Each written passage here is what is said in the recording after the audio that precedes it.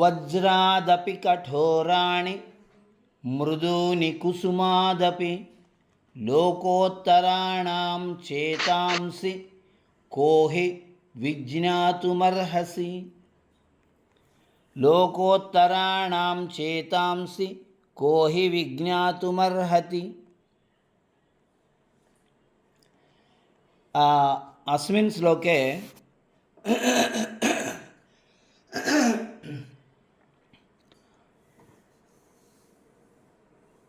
सुभाषितानि अधिकतया मनस्तत्वं बोधयन्ति इति वयं ह्यः एव चिन्तितवन्तः.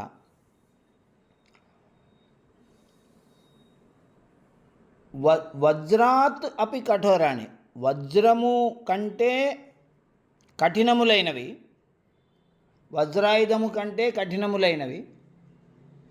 కుసుమాదపి మృదువుని, పుష్పము కంటే మృదువైనవి, మెత్తనైనవి అయినటువంటి లోకోత్తరాణం, అలౌకికులైనటువంటి మహాత్ముల యొక్క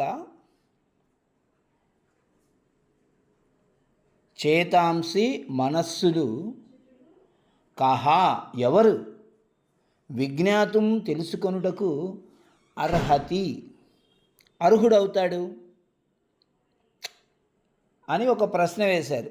కహ విజ్ఞాతుం అర్హతి అని ప్రశ్న వేస్తే కహ అర్థః కోపి విజ్ఞాతుం న అర్హతి, ఎవ్వరు కూడా తెలుసుకోవడానికి అర్హులు కారు అని అర్థం. దేవతలు రాక్షసులు అమృతమథనం చేయడానికి వెళ్ళారు. వెళ్ళినప్పుడు రాక్షసులు అన్నారు, మీ దగ్గర ఆయుధాలు ఎందుకున్నాయి, మిమ్మల్ని ఎవరు నమ్ముతారు అన్నారు. దేవతలు కూడా ఆ మాటే అన్నారు, మీ దగ్గర కూడా ఆయుధాలు ఉన్నాయి కదా, మిమ్మల్ని ఎవరు నమ్ముతారు అన్నారు. అయితే మనందరం మన ఆయుధాలన్నీ ఒక చోట పెట్టేసి వచ్చి అప్పుడు అమృతమథనం చేద్దామన్నారు అనుకున్నారు. దధీచి మహర్షి ఆశ్రమానికి వెళ్ళారు. దధీచి మహర్షి ఆశ్రమంలో బోల్డ్ స్థలం ఉంది. అక్కడ దేవతల ఆయుధాలన్నీ ఒకవైపు, రాక్షసుల ఆయుధాలన్నీ ఒకవైపు పెట్టారు. ఆ తర్వాత అమృతమథనం జరిగింది. అమృతమథనం అయిపోయిన తర్వాత అమృతం వచ్చింది. అమృతం వచ్చిన తర్వాత మోహిని అవతారంలో శ్రీ మహావిష్ణువు వచ్చి ఆ అమృతాన్ని చేతపట్టుకొని అమృతం మొత్తం దేవతలకే ఇచ్చాడు, రాక్షసులకి ఏమీ ఇవ్వలేదు. అప్పుడు అర్థమైంది రాక్షసులకి, మనం మోసపోయాంరా అని. అప్పుడు వాళ్ళు మా ఆయుధాలు ఎక్కడ, నా గద ఎక్కడ, నా పరిగె ఎక్కడ, నా ఖడ్గం ఎక్కడ అనుకుంటూ ఆశ్రమానికి వెళ్ళారు, దధీచి మహర్షి ఆశ్రమానికి. దేవతలు కూడా వెళ్ళారు ఆయుధాలు తెచ్చుకోవడానికి అక్కడికే.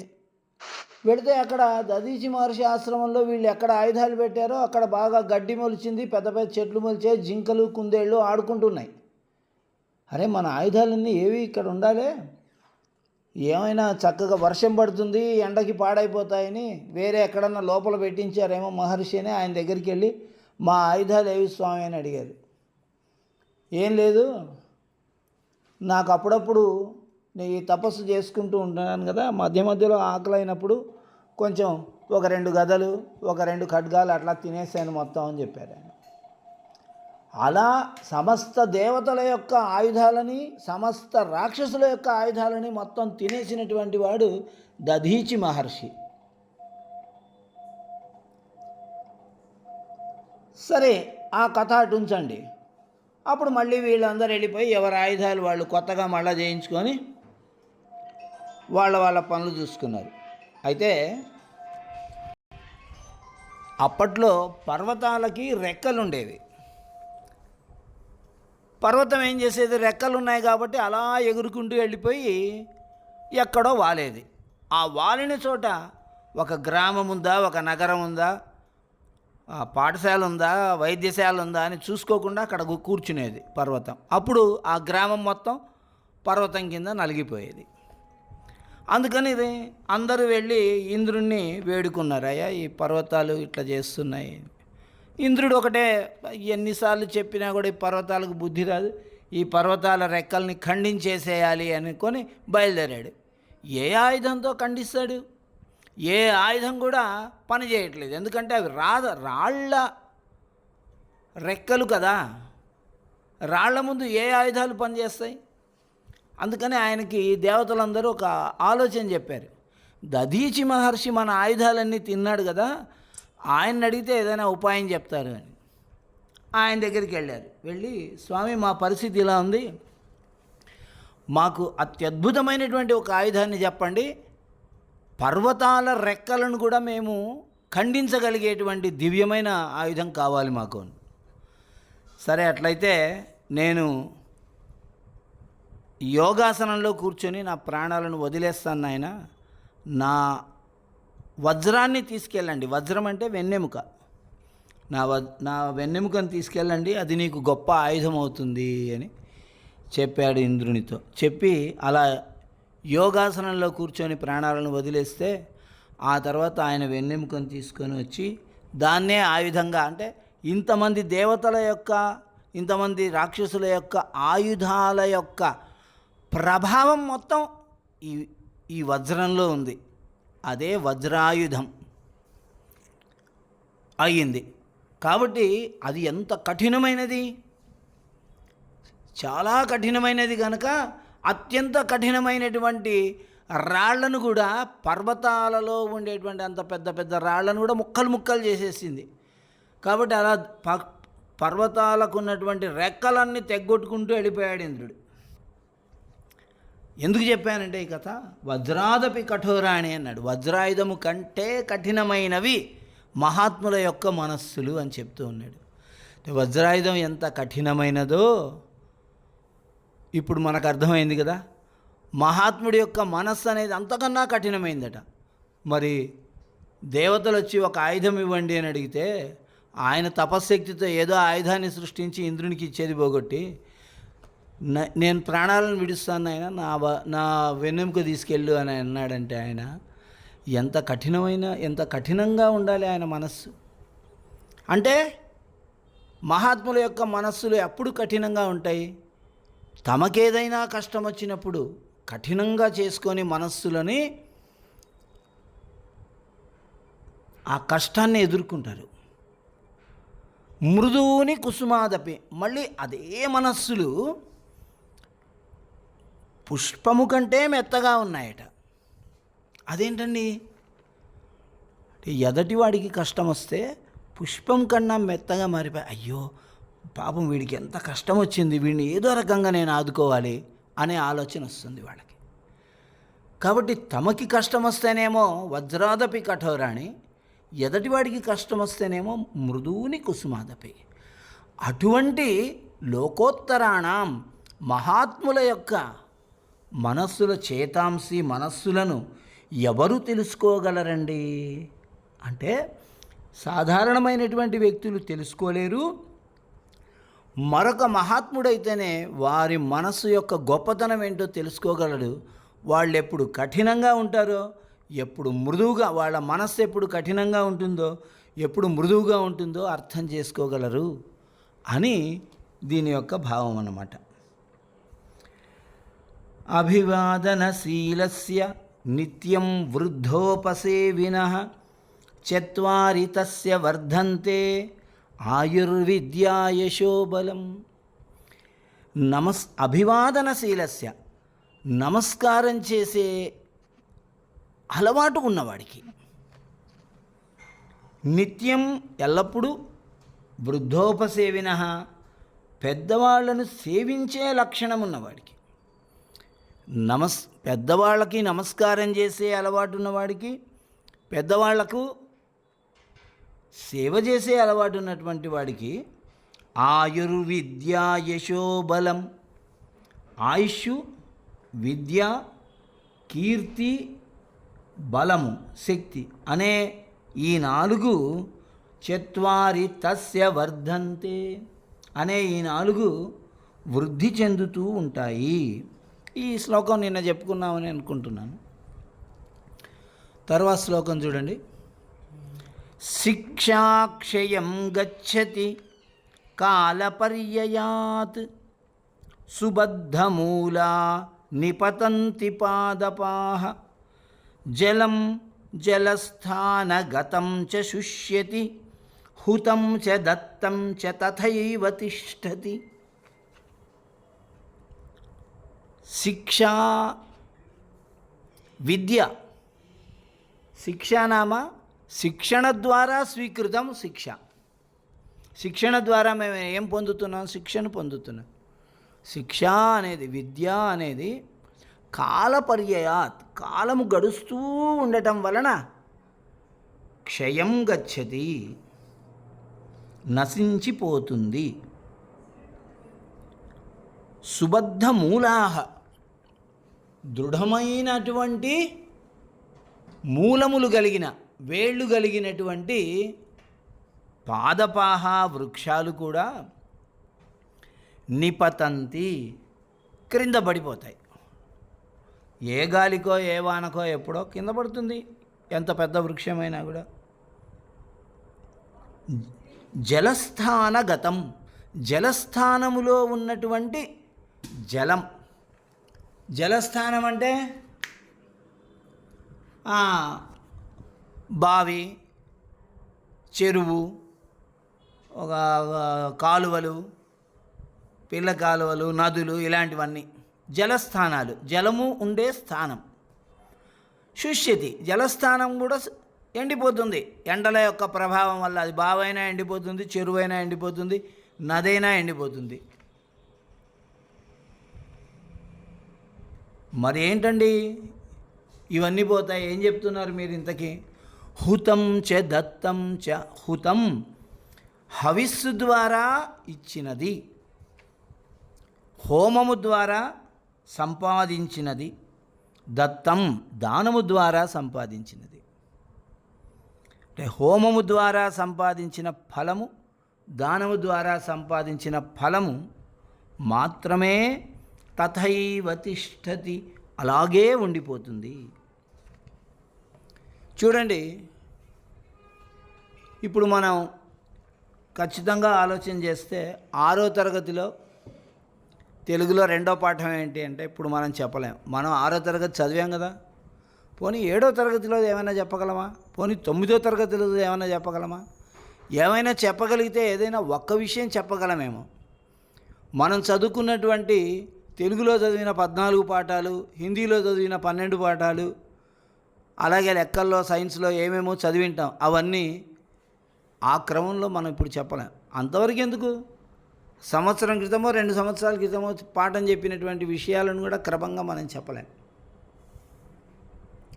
కారణం ఏంటంటే మళ్ళీ మళ్ళీ ఆ విషయాలని మనము స్మరించకుండా ఉండటం వల్ల వాటిని మర్చిపోతాం. అదే శిక్షాక్షయం గచ్చతి. విద్య అనేది కాలపర్యయాత్, కాలం గడుస్తూ ఉండటం వలన నశించిపోతుంది. మనం సంస్కృతం ఒకటి దాన్నే అనుసరిస్తూ ఉన్నాం కాబట్టి అది కొంత గుర్తుంది మనకి. ఇంకా మిగతా ఇంగ్లీషు, హిందీ అవన్నీ ఏం చదివామో మర్చిపోయాం. పిల్లాడి పరిస్థితి కూడా అదే. మన ఎదురుగా కూర్చున్న ఇంటర్మీడియట్ పిల్లాడు కూడా వాడు 8లో ఏం చదివాడో, 9లో ఏం చదివాడో, 10లో ఏం చదివాడో కూడా మర్చిపోయి ఉంటాడు వాడు. విద్య అనేది ఎల్లప్పుడూ మర్చిపోతుంటారు. కాబట్టి గుర్తు చేసుకోవడం, మళ్ళీ మళ్ళీ గుర్తు చేసుకుంటూ ఉండాలి, నిరంతరం విద్యాభ్యాసం. అందుకనే ఉపాధ్యాయుడు కూడా నిరంతర విద్యార్థి అని చెప్పేది. సుబద్ధమూలాహ పాదపాహ, సుబద్ధ దృఢంగా పాతుకుపోయిన, మూలాహ వేళ్ళు కలిగినవైన, పాదపాహ చెట్లు కూడా నిపతంతి ఒకరోజు పడిపోతాయి. పడిపోకుండా ఉంటాయా? ఈరోజు ఈ చెట్టు పడిపోయింది, ఇంకొక చెట్టు ఇంకొక రోజు పడిపోతుంది. ఏ రోజు ఈ గాలి వానకి ఇది పడింది, ఇంకొక గాలి వానకి ఇంకోటి పడిపోతుంది. జలస్థానగతం జలం. ఇప్పుడు చూడండి వెళ్ళి, ఇప్పుడు ఎండాకాలం కదా, నదుల్లో సరిగా నీళ్లు పారట్లేదు, కాలువల్లో నీళ్లు లేవు, బావుల్లో నీళ్లు లేవు, చెరువుల్లో నీళ్లు లేవు, పంపులో కూడా సరిగా నీళ్లు రావట్లేదు, 4 రోజులకు ఒకసారి వస్తున్నాయి. కారణం నీళ్లు లేకపోవడమే. జలస్థానగతం జలం, జలస్థానంలో ఉన్నటువంటి నీరు ఏదైతే ఉందో అది శుష్యతి, ఎండిపోయింది. కాబట్టి ఏ వస్తువు కూడా శాశ్వతం కాదు. అంటే దీని ద్వారా చెప్పదలుచుకున్నది అది, ఈ 3 విషయాలని చెప్పి ఇంకా మిగతావి కూడా అంతే. ఏదైనా కూడా అది వస్త్రం కానీ, పుస్తకం కానీ, లోహం కానీ, వాహనం కానీ, మరొకటి కానీ, బంగారం కానీ, డబ్బు కానీ, మనం ఏమేమి సంపాదించామో అవన్నీ కూడా ఒకరోజు నశించిపోయేవే. కానీ హుతంచ దత్తంచ, ఏదైతే మనము యజ్ఞం చేస్తున్నామో ఆ యజ్ఞం ద్వారా సంపాదించిన ఫలము, హవిస్సు ద్వారా సంపాదించిన ఫలము హుతం, దానం ద్వారా సంపాదించిన ఫలము దత్తం. ఈ రెండు తథైవ తిష్టతి, అలాగే నిలుచుంటాయి. వాటికి ఎప్పటికీ వినాశం అనేది ఉండదు. ఈ మాట కర్ణుడు చెప్తున్నాడండి. కర్ణభారం అనేటువంటి నాటకంలోది ఈ శ్లోకం. భాసుడు రాశాడు, అది స్వయంగా కర్ణుడు చెప్తున్నాడు. కాబట్టి ఇందులో అతడు తన యొక్క అంటే సూర్యుడు వచ్చి చెప్తాడు, ఏమయ్యా ఇంద్రుడు మాయావేషం వేసుకొని నీ దగ్గర కర్ణకుండలాలు అడగడానికి వస్తున్నాడయా, నువ్వు ఇవ్వద్దు అని సూర్యుడు స్వయంగా వచ్చి కర్ణుడితో చెప్తే, అప్పుడు కర్ణుడు సూర్యుడితో చెప్పినటువంటి మాట ఇది. శిక్షాక్షయం గచ్చతి కాల పర్యయాత్. చాలా శ్రేష్టమైనటువంటి శ్లోకం. కళ్యాణి బతగాధేయం సర్వథా వ్యవహర్తవ్యం. ఈ రెండు శ్లోకాలు రేపు చెప్పుకుందాం మిత్రులారా. సంతస్వతః ప్రకాశంతే గుణా న పరతో నృణాం ఆమోదో నహి కస్తూర్యాః శపథేన విభావ్యతే. సంతః సజ్జనులు స్వతః ప్రకాశంతే, స్వయంగా ప్రకాశిస్తారు, స్వయంగా శోభిల్లుతారు. పరతః నృణాం, ఇతరులైన మానవుల యొక్క గుణాల వలన కాదు. కస్తూర్యాః ఆమోదః, కస్తూరి యొక్క పరిమళము శపథేన ప్రమాణముల చేత న విభావ్యతే, ప్రకాశించదు. ఇతరులు ఎవరేమండి, కస్తూరి చాలా పరిమళంగా ఉంటుందండి అని ఒక మాట చెబితే ఆ మాట ద్వారా కస్తూరి అనేది పరిమళాన్ని వెదజల్లుతుందా? పరిమళాలని వెదజల్లడం అనేది స్వభావం. అలాగే సజ్జనులు కూడా ఇతరులు చెప్పిన మాటల వల్ల, ఇతరులు చెప్పిన కీర్తించడం వల్ల ప్రకాశించరు. ప్రకాశించడం అనేది స్వతహ, వాళ్ళకి స్వయముగా సిద్ధించినటువంటి విషయం. యథా చిత్తం తథా వాచః, యథా వాచః తథా క్రియాః, చిత్తే వాచి క్రియాయాం చ మహతాం ఏకరూపత. ఈ శ్లోకం కూడా నిన్నటి పాఠంలో మనం చెప్పుకున్నాం.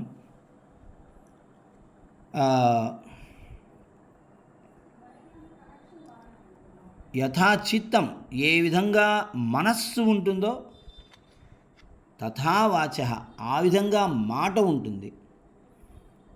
యథా వాచః, ఏ విధంగా మనం మాట్లాడి ఉంటామో, తథా క్రియాః, ఆ విధంగా క్రియలు, పనులుంటాయి.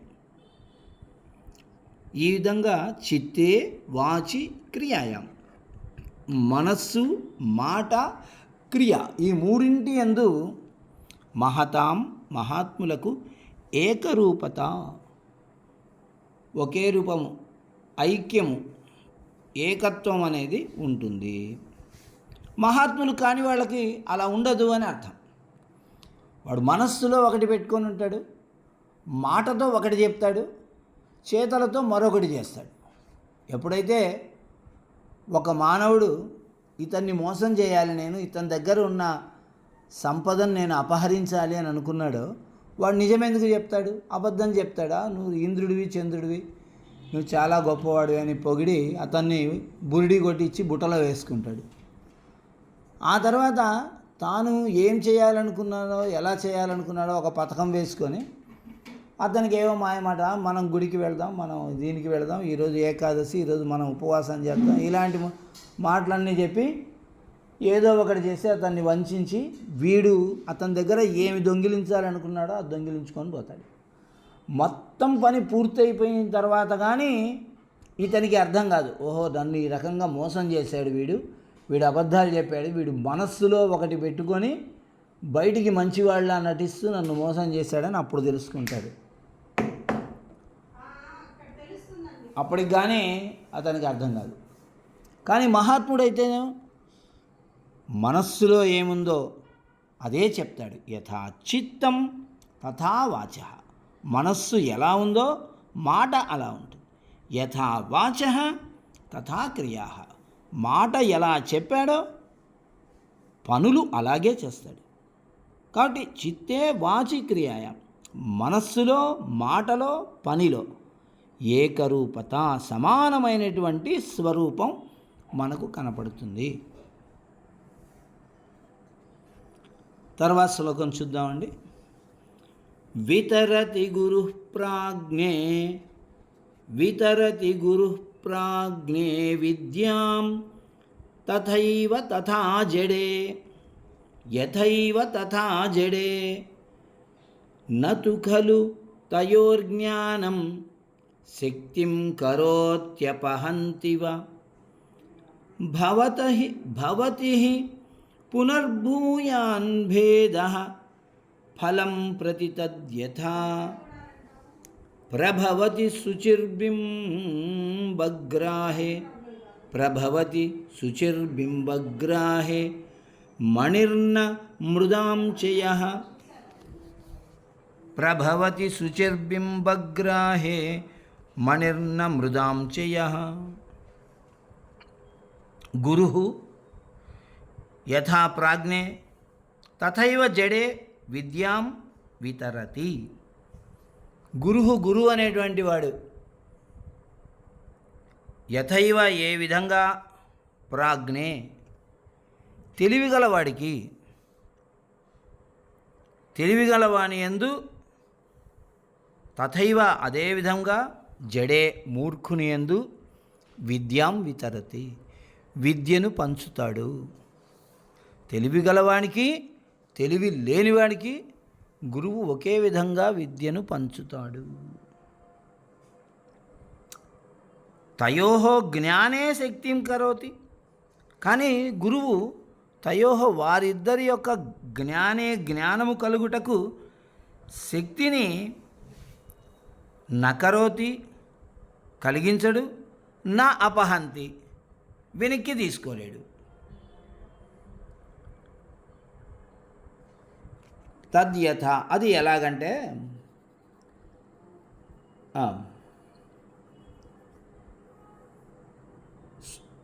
బింబగ్రాహే ఒక ప్రతిబింబాన్ని గ్రహించడంలో మణి అనేది ప్రభవతి గ్రహించగలుగుతుంది, అర్హమవుతూ ఉంది. మృదాం చయ మట్టి కణముల యొక్క సమూహము, మృదాం మట్టి కణముల యొక్క చయ సమూహము బింబగ్రాహే ఒక బింబాన్ని గ్రహించడంలో న ప్రభవతి సమర్థము కావటం లేదు. అలాగే వీళ్ళిద్దరి మధ్య భేద భవతి, తయోః భేదః భవతి. తెలివి కలవాని యందు తెలివి లేనివాని యందు ఒక భేదం అనేది ఏర్పడుతుంది. ఇప్పుడు ఒక 40 మంది ఉన్నటువంటి తరగతిలో మనం ఒకే పాఠం ఒకే మాదిరిగా చెప్తాం, కానీ 40 మందికి ఒకే విధంగా అర్థం అవ్వదు. ఒకడికి మనం మొదటిసారి చెప్పగానే అర్థమైపోతుంది, కొంతమందికి మనం రెండోసారి వివరించినప్పుడు కొంచెం బాగా అర్థమవుతుంది, కొంతమందికి మాత్రం మనం 10 సార్లు వివరించినా కూడా సరిగా అర్థం అవ్వదు. అది వాళ్ళ వల్ల కాదు. ద్విపవదన స్కందద్విపవదన పీతం. ఈ ద్విపవదన అనే పదంలో ఏమైనా కష్టం ఉందా? నిన్న నేను ఈ పాఠం చెప్పినప్పుడు ద్వీపవదన అని అనిపించలేకపోయాను ఒకరితో. ద్వీపవదన అంటారు. అమ్మ కాదు ద్వీపవదన అంటాను, వాడు ద్వీపవదన అంటారు. అలా ఉంటారు. కాబట్టి వీడికి పాఠం బాగా అర్థమయ్యేటువంటి శక్తిని గురువు ఇచ్చాడా? ఇవ్వలేదు. వాడికి పాఠం సరిగా అర్థం కాకపోవడానికి వాడి దగ్గర ఉన్నటువంటి జ్ఞానాన్ని ఏమైనా గురువు లాక్కున్నాడా? రెండూ జరగలేదు. తయోహో జ్ఞానే, వాళ్ళిద్దరికీ జ్ఞానము కలగడానికి అవసరమైన శక్తిని గురువు అనేవాడు నా కరోతి, కలిగించలేడు, నా అపహంతి, వెనక్కి లాక్కోలేడు. వీడి దగ్గర ఉన్నటువంటి జ్ఞానానికి శక్తిని గురువు ఇవ్వట్లేదు. వాడికేమో అర్థం కాకపోవడానికి గురువు వాడి దగ్గర ఉన్న జ్ఞానశక్తిని వెనక్కి లాక్కోవడం లేదు. గుర్రము 5 గుర్రాలు ఉన్నప్పుడు ఈ సారథి 5 గుర్రాలను సమానంగా పరిగెత్తిస్తాడు. కానీ ఒకచోట మలుపు తిప్పుకోవాలి అని అంటే 3 గుర్రాలని అదుపు చేసుకొని ఎటువైపు మలుపు తిప్పుకోవాలో ఆ గుర్రాలని అదుపు చేస్తాడు. అదుపు చేయడం ద్వారా మలుపు ఇటు తిరుగుతుంది. ఎటువైపు అదుపు చేశాడో అటువైపు మలుపు తిరుగుతుంది. అటువంటి పని చేయట్లేదు కదా మనం తరగతిలో. అందరికీ ఒకటే పాఠం చెప్తాం. ఇంకా రహస్యం చెప్పాలంటే కాస్త తెలివిగల పిల్లాడికి 1-2 సార్లు చెప్పి వదిలేసి, అరే వీడు కొంచెం వెనకబడ్డాడు కదా, వీడికి నేను సరిగా పాఠం నేర్పించలేకపోతే వీడు ఫెయిల్ అయిపోతాడేమో అని మనం భయపడి వాడికంటే ముందు వీడికి 2 సార్లే చెప్పి వదిలేసి వాడికి 5 సార్లు చెప్తాం. వాడికి వచ్చేంతవరకు చెప్పాలని 10 సార్లు అయినా చెప్తాం. చూసారా గురువు ఎంత పరిశ్రమ చేస్తున్నాడు. కాబట్టి విద్యార్థి ఆ విషయ జ్ఞానాన్ని పొందే విషయంలో మనం శక్తిని ఇవ్వలేము, మనం శక్తిని తీసుకోలేము. మణి అనేది ఒకటి ఉంది. ఆ మణి ఏం చేస్తుందంటే, మణిలో మన ముఖాన్ని అద్దంలో చూసుకున్నట్టు చూసుకోవచ్చు. అది బింబగ్రాహి. మన బింబాలని మన ముఖం యొక్క బింబాన్ని అది గ్రహించగలదు. ఒక మట్టి ముద్దను తీసుకొని దాంట్లో మన మొహం చూసుకోవాలి అని అంటే ఈ మట్టి మన ముఖం యొక్క బింబాన్ని గ్రహించగలదా? గ్రహించలేదు. కారణం శుచి మణి ప్రభవతి బింబగ్రాహే. శుచి స్వచ్ఛమైనటువంటి మణి బింబగ్రాహే మన యొక్క ప్రతిబింబాన్ని గ్రహించే విషయంలో ప్రభవతి సమర్థమైనది. మృదాంశయ మట్టి కణుముల యొక్క సమూహము నప్రభవతి. ఇక్కడ ఒక నా ఉంది, మణిర్నా అనేది. ఆ నా అనేది తీసుకోవాలి ఇప్పుడు. ఇక్కడ నా ప్రభవతి సమర్థమైనది కాదు. మట్టిలో అలాంటి శక్తి లేదు. ఎదటి వ్యక్తి యొక్క బింబాన్ని గ్రహించగలిగేటువంటి శక్తి మట్టిలో లేదు, మణిలో ఉంది. అదేవిధంగా సమర్థుడైనటువంటి తెలివిగలవాణిలో గురువుగారు చెప్పిన పాఠాన్ని చెప్పినట్టు అర్థం చేసుకునేటువంటి శక్తి ఉంది. జడే, ఈ జడుడు ఎవడైతే ఉన్నాడో వాడిలో గురువుగారు చెప్పిన పాఠం చెప్పినట్లుగా అర్థం చేసుకునే శక్తి లేదు. అలా లేకపోవడం గురువు యొక్క తప్పు కాదు. గురువు అందరికీ ఒకే విధంగా పాఠం చెప్తారు అనేటువంటి విషయాన్ని ఇక్కడ మనకు చెప్తూ ఉన్నారు. అది గురు శిష్య సంబంధం అనేది ఒక విచిత్రమైనటువంటిది. చూడండి, గురువు ఎప్పుడూ ఆలోచన చేయడు. ఈ ఎదురుగా కూర్చున్నటువంటి వ్యక్తి ఎవరు, వీడి పేరేమిటి, వీడి కులం ఏంటి, వీడిది ఏ ఊరు, వీడు మనవాడా పరాయివాడా, మన ఊరివాడా వేరే ఊరివాడా, వీడికి చెప్పడం వల్ల నాకేమిటి ప్రయోజనం, ఇలాంటివి ఏమీ ఆలోచన చేయడు. గురువు యొక్క లక్ష్యం ఒకటే, నా ఎదురుగా కూర్చున్నటువంటి 40 మంది పిల్లలకి నేను చెప్పే విషయం అర్థం కావాలి, అది వాడి బుర్రలోకి వెళ్ళాలి అనే లక్ష్యం ఒక్కటే తీసుకొని పాఠం చెప్పేటువంటి వాడు గురువు. ఎలాంటి అసమానతలని గురువు ఎంచుకుంటే అలాంటి వాడు గురువే కాదు. కాబట్టి ఎదురుగా కూర్చున్నటువంటి 40 మందికి 40 మంది ఉంటే 40 మంది, 80 మంది ఉంటే 80 మంది నా పాఠాన్ని అర్థం చేసుకోవాలి అనే తపనతో పాఠం చెప్పేటువంటి శ్రేష్టమైన లక్షణం కలవాడు గురువు.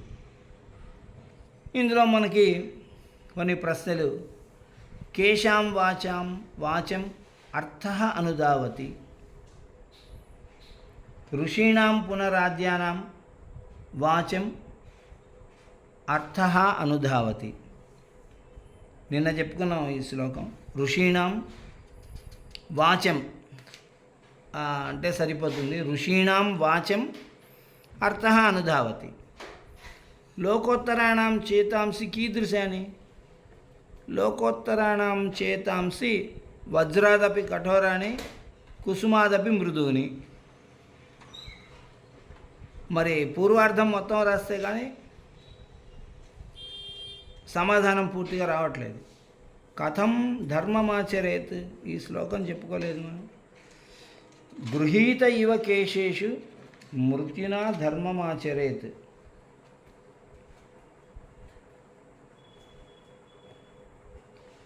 కేశేషు గృహీతః ఇవ.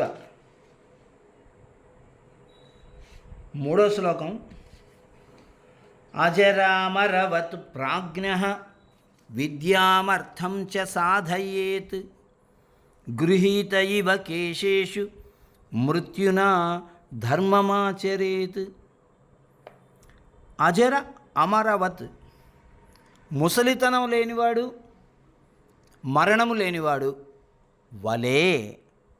వత్ వలే. అజరః ముసలితనం లేనివాని వలె, అమర మరణం లేనివాని వత్ వలె, ప్రాజ్ఞః తెలివిగలవాడు, విద్యను, అర్థం సంపదను, సాధయేత్ సంపాదించాలి.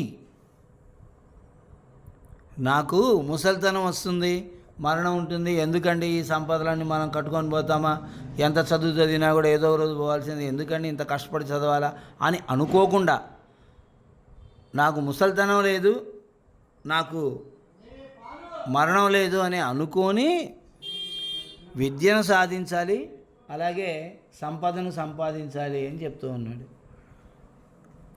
మరి ధర్మం ఎలా ఆచరించాలి? గృహీత ఇవ కేశేషు మృత్యునా, మృత్యువు చేత జుట్టు పట్టుకోబడిన వాని వలె ధర్మాన్ని ఆచరించాలి. మృత్యు వచ్చాడు, ఇప్పుడు జుట్టు పట్టుకున్నాడు, పోదాం రా వెళ్ళిపోదాం అని లాగుతూ ఉన్నాడు అని అనుకొని మనం ధర్మాన్ని ఆచరించాలంటే ఈ క్షణంలో పోతామో మరుక్షణంలో పోతామో తెలియదు. జుట్టు పట్టుకొని ఉన్నాడు ఆయన, ఇంకా లాగడమే ఆలస్యం.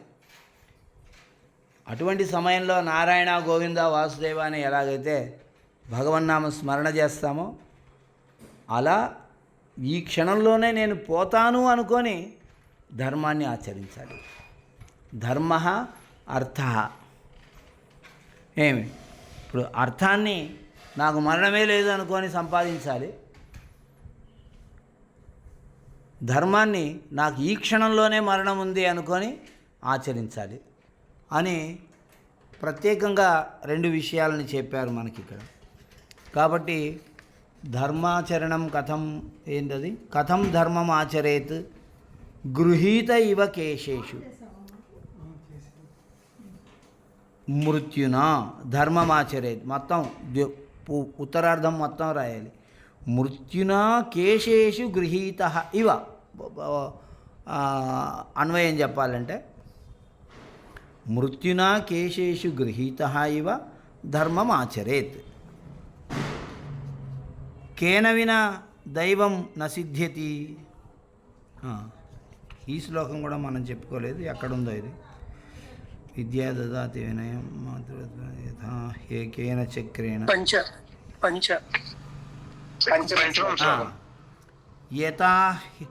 యథా హి ఏకేన చక్రేణ న రథస్య గతిర్భవేత్ ఏవం పురుషకారేణ వినా దైవం న సిద్ధ్యతి.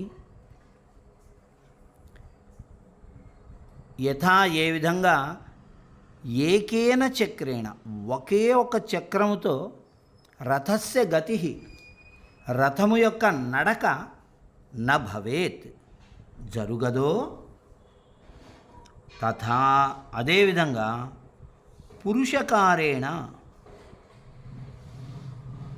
వినా పురుషుని యొక్క ప్రయత్నము లేకుండా దైవం అదృష్టము భాగ్యము నసిద్ధ్యతి సిద్ధించదు ఫలించదు.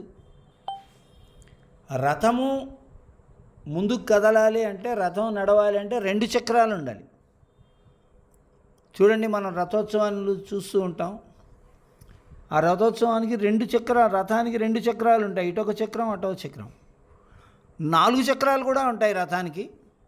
కానీ కనీసం 2 చక్రాలు ఉండాలి రథం కదలాలి అని అంటే. ఒకే చక్రం ఉందనుకోండి ఒకవైపే, ఇంకోవైపు చక్రం లేదు, రథం కదులుతుందా? కదిలే అవకాశమే లేదు. కాబట్టి ఇక్కడ పురుష ప్రయత్నము భాగ్యము అనేవి సఫలత అనే రథానికి 2 చక్రాలు లాంటివి. చాలామంది అనుకుంటారు, ఏమండి నాకు అదృష్టం లేదండి, ఆయన అదృష్టవంతుడు, ఆయనకు వచ్చింది, ఆయన చేసుకోగలిగాడు, మాకు అదృష్టం లేదండి అందుకని మేము చేసుకోలేకపోయామండి. అదృష్టం లేకపోవడం వల్ల కాదు, పురుషకారేణ పురుష ప్రయత్నం లేదు. ప్రయత్నము అదృష్టము 2 కలిసి వస్తే రథం కదులుతుంది, సఫలత అనే రథం కదులుతుంది.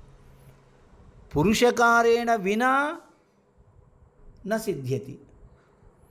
కాబట్టి ఒక చక్రంతో రథం కదలదు. ఓకే, నా భాగ్యం ఉంది, నాకు దేవుడు భాగ్యం ఇస్తాడులే అని దేవుడి దండం పెట్టుకొని కూర్చోకూడదు. మన ప్రయత్నం మానవ ప్రయత్నంగా మనం ఏం చేయాలో, ఎలా చేయాలో, ఏది ఆ పనిని సాధించుకోవడం కోసం, ఆ పని ఏదైతే అది, పరీక్ష అయితే పరీక్ష, విద్యాభ్యాసం అయితే విద్యాభ్యాసం, ధన సంపాదన అయితే ధన సంపాదన, మరొకటైతే మరొకటి. దానికోసం మనం ఎక్కడ ప్రారంభం చేయాలో, ఎలా ప్రయత్నం చేయాలో అలా చేస్తూ, స్వామి నాకు కొంచెం అదృష్టాన్ని కూడా ఇవ్వవయ్యా, ఈ పనిలో నాకు సఫలతను కూడా ఇవ్వవయ్యా అని స్వామిని కోరుకుంటే అది మరొక చక్రమై మన రథాన్ని, మనోరథాన్ని ముందుకు నడుపుతుంది అనేటువంటి విషయాన్ని ఇక్కడ చెప్పారు. కాబట్టి ప్రశ్న ఏమిటి? కేన వినా దైవం న సిద్ధ్యతి. దైవం అంటే అర్థము భాగ్యం ఇత్యర్థః. దైవం నామ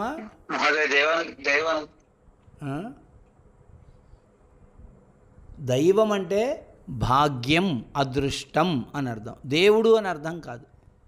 తల్లి తండ్రి గురువు దైవం అంటారు మనాళ్ళు. తల్లి తండ్రి గురువు దైవం అనకూడదు, తల్లి తండ్రి గురువు దేవుడు అనాలి తెలుగులో ఉన్నప్పుడు. సంస్కృతంలో దైవం అనేటువంటి పదానికి అదృష్టం అని అర్థం. ఇప్పుడు చూడండి, పెళ్లి పత్రికలో ఇచ్చి వివాహము చేయులాగున దైవజ్ఞులు నిశ్చయించినారు. దైవజ్ఞులు అని రాసింటారు అక్కడ. దైవజ్ఞులు అంటే జ్యోతిష్కులు అని అర్థం. దైవజ్ఞులు అంటే అర్థం ఏమిటి? అదృష్టమును గురించి తెలిసినవారు. దైవం జానాతీతి దైవజ్ఞ అంటే భాగ్య దౌర్భాగ్యాలని గురించి తెలిసినటువంటి వారు, అతన్ని దైవజ్ఞుడు అని అంటారు. అలా ఇక్కడ ఏమిచ్చారు? ప్రశ్న ఏంటి? కేన వినా దైవం న సిద్ధ్యతి, పురుషకారేణ వినా దైవం న సిద్ధ్యతి. పురుషుని యొక్క ప్రయత్నం లేకుండా,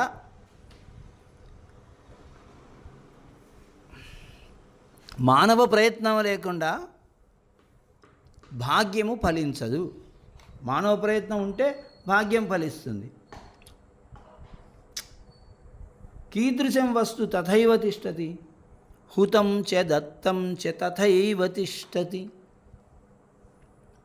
హుతం చ దత్తం చ తథైవ తిష్టతి చెప్పుకున్నాం మనం ఇప్పుడే. మహా సర్పైః ఆవేష్టితమపి కిం న విషాయతే. కిం న విషాయతే, ఇది నిన్న చెప్పుకున్నాం అనుకుంటా. చందనః ఆవేష్టితం మహాసర్పై చందనం న విషాయతే.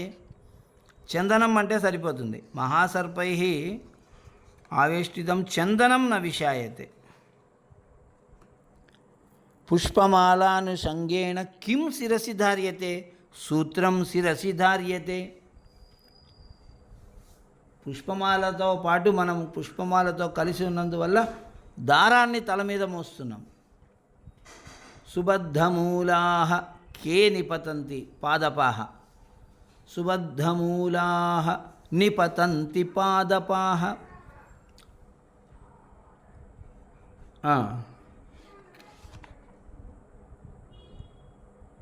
ఇంకా మనం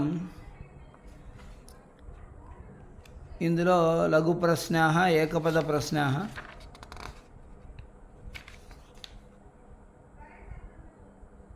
ఇక మిగతా విషయాలన్నీ ఇక్కడ మనకి సంధయ ధాతురూపాణి విగ్రహవాక్యాన్ని ఇక్కడ ఇచ్చేశారు. అవి అవసరం మేరకి పర్యాయ పదాన్ని అవి ఇచ్చారు. అవసరం మేరకి చదవండి.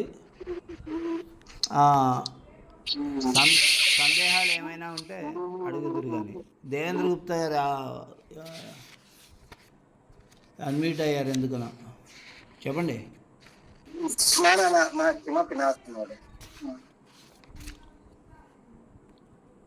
విద్యా దదాతి వినయం, వినయాద్యాతి పాత్రతాం, పాత్రత్వాత్ ధనమాప్నోతి, ధనాద్ధర్మం తతసుఖం.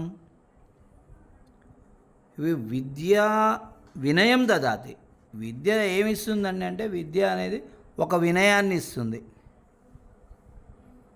వినయాతి యాతి పాత్రత. వినయము వలన అతడు ఒక పాత్రతాం వ్యక్తిత్వమును పొందుతాడు.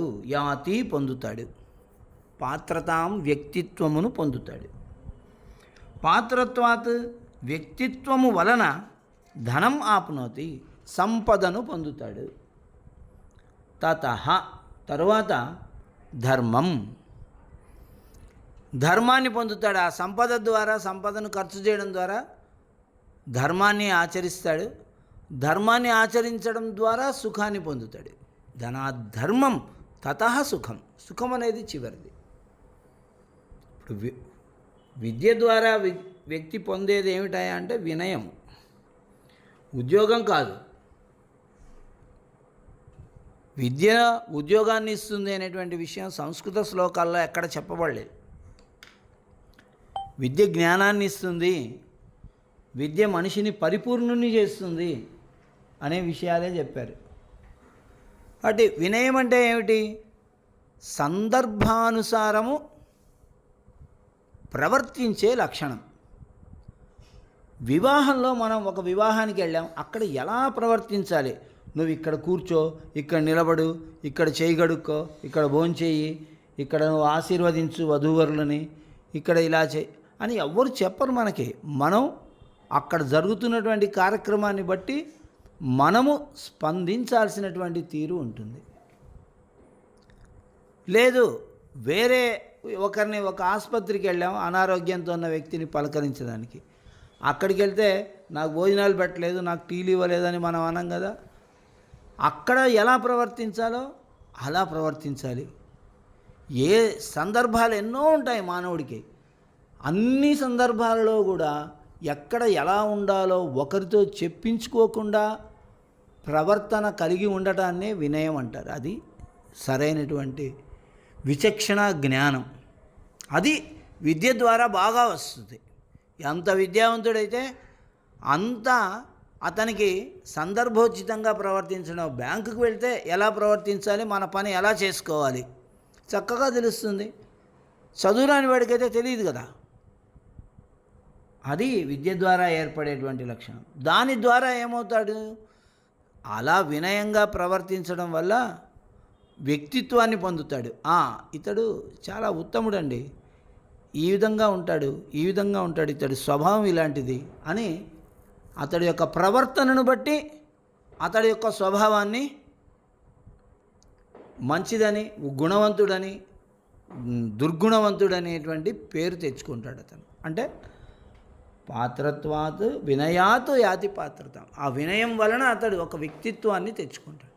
వ్యక్తిత్వాన్ని తెచ్చుకోవడం వల్ల ఎక్కడైనా ఒక ఉద్యోగాన్ని సంపాదించుకుంటాడు. ఆ ఉద్యోగం ద్వారా అతడు ధనాన్ని సంపాదిస్తాడు. ఈ డబ్బును ఏం చేయాలి? ఈ సంపాదించినటువంటి ధనాన్ని ఈ ధనంతో ధర్మాన్ని ఆచరించాలి. అంటే ధర్మబద్ధమైనటువంటి కార్యాలకి ఈ డబ్బును వాడాలి. అధర్మబద్ధమైనటువంటి కార్యక్రమాలు అంటే నేను మా 8-9 తరగతుల పిల్లలకు చెప్తూ ఉంటాను. మనం షాపుకి వెళ్తే షాపులో తోరణాలు కట్టింటారు. బిస్కెట్ ప్యాకెట్ తోరణం ఒకటి ఉంటుంది, దాని పక్కనే గుట్కా ప్యాకెట్ తోరణం ఒకటి ఉంటుంది. నువ్వు ఇచ్చిన 10 రూపాయలతో గుట్కా ప్యాకెట్ అయినా కొనుక్కోవచ్చు, బిస్కెట్ ప్యాకెట్ అయినా కొనుక్కోవచ్చు. ఆ సంస్కారం అనేది నీది. 10 రూపాయలు రెండు సమానమే. అక్కడ సమానంగా వేలాడుతూ ఉన్నాయి 2 ప్యాకెట్లు కూడా. కాబట్టి ఇదేమిటి? అవసరం కొద్దీ ఆకలిని తీర్చుకోవడం కోసము నీవు 10 రూపాయలు తల్లిదండ్రులు ఇచ్చినటువంటి 10 రూపాయలని బిస్కెట్ ప్యాకెట్ తీసుకొని తినడం అనేది ధర్మం. దాని ధర్మానికి నువ్వు ఖర్చు చేసినావు. అదే గుట్కా ప్యాకెట్ తీసుకొని తిన్నావు అని అంటే తల్లిదండ్రులు ఇచ్చినటువంటి ఆ 10 రూపాయలను నువ్వు దౌర్భాగ్యమైనటువంటి పనికి ఉపయోగించావు కాబట్టి అది అధర్మము, మహాపాపవుతావు నువ్వు. కాబట్టి బిస్కెట్ ప్యాకెట్ తినడం వల్ల ఏమొచ్చింది? ఇది ధర్మం కదా, సుఖం. దాని ద్వారా వచ్చినటువంటి సుఖము మంచి సుఖము, దాన్నే సుఖం అంటారు. గుట్కా తినడం వల్ల వచ్చినటువంటి సుఖం కాదు, సుఖంలా అనిపిస్తుంది. అది వ్యక్తిని పాపకూపంలోకి, మహా దుఃఖంలోకి తోసేస్తుంది ఒకరోజు. ఆ రోజు ఎవ్వడూ కాపాడలేడు. కాబట్టి ధనాత్ ధర్మం, ధనము నుండి ధర్మాన్ని ఆచరించాలి. ఆ ధర్మం ద్వారా వచ్చేటువంటి సుఖాన్ని, ఇది సుఖము అని భగవానుడు ఇచ్చాడని అనుభవించాలి, భగవత్ స్మరణ చేసుకుంటూ. ఇలాంటి రహస్యాలెన్నో సంస్కృత శ్లోకాలలో ఉన్నాయి. ఎందుకంటే ఇవి మహాత్ములైనటువంటి మహర్షులు చెప్పినటువంటి నీతి శ్లోకాలు, మహర్షులతో సమానులైనటువంటి మహాకవులు చెప్పినటువంటి శ్లోకాలు. కాబట్టి వీటికి కృతయుగమైన త్రేతాయుగము, కృతయుగం, ద్వాపరయుగం, కలియుగం, ఏ యుగంలో అయినా కూడా సర్వకాల సర్వావస్థల్లో ఒక్క అక్షరం కూడా మార్చడానికి సాధ్యం కాదు. అటువంటి శాశ్వతమైనటువంటి అర్థం కలిగినటువంటి శ్లోకాలు కనుక ఇవి సుభాషితాలు అని అనిపించుకున్నాయి. కాబట్టి ఇవి ఆనాడు చదువుకున్నటువంటి వాళ్ళకి ఆ యుగంలో ఎలా వాళ్ళ జీవితాలని జీవితాలకు బంగారు బాటలను వేశాయో, ఈనాడు చదువుకునేటువంటి వాళ్ళకు కూడా వాళ్ళ జీవితాలకి బంగారు బాటలను వేస్తాయి అని నమ్మి మన పెద్దలైనటువంటి వాళ్ళు కూర్చొని ఈ శ్లోకం పెడదాం, ఇలాంటి శ్లోకం పెడదాం, ఇదైతే ఇంకా బాగుంటుంది, ఇదైతే మరీ బాగుంటుంది అని శ్లోక రత్నాలను ఏరారు వీరు. సంస్కృత శ్లోకమే ఒక రత్నం. శ్లోకాలన్నీ రత్నాలే, సుభాషిత రత్నాలు. అయితే వాటిల్లో ఇది మరీ ప్రకాశవంతమైన రత్నము అని అనుకొని అలాంటి శ్లోకరత్నాలని ఇక్కడ ఉంచారు. కాబట్టి ఈ శ్లోకాలలో పుష్ప గుర్తున్నటువంటి వాటినే కంఠస్థం చేయాలి అనడం పరీక్షకు సంబంధించి. కానీ పుష్ప గుర్తు ఉన్నా లేకపోయినా నీతి శ్లోకాలలో ఉన్నటువంటి అన్ని శ్లోకాలను కంఠస్థం చేయండి అని మనం చెప్పినట్లయితే మనం మంచి ఉపాధ్యాయులం అవుతాము. ఏ సంస్కృత దినోత్సవం రోజో ఈ 25 శ్లోకాలు అప్పచెప్పినటువంటి వాడికి ఒక బహుమతి ఉంటుంది. లాగా మనం ఒక పోటీని మనం నిర్వహించి విద్యార్థుల చేత ఈ 25 శ్లోకాలు కూడా అప్పచెప్పించుకొని మన సంస్కృత రికార్డుని మన కళాశాలలో ప్రకటన చేసుకోవచ్చు. విద్యార్థులకు చూడండి ఎట్లా నేర్పించామో మేము అని.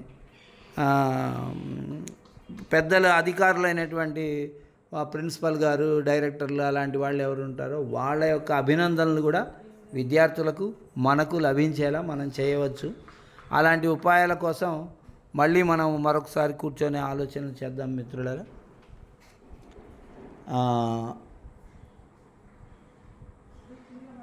ఇక్కడికి మనం ఈ నీతి శ్లోకాహ పాఠాన్ని పూర్తి చేసుకుందాం. దీని గురించి ఇంకా ఏమైనా ఆలోచన చేసే మాడితే రేపు చేద్దాం.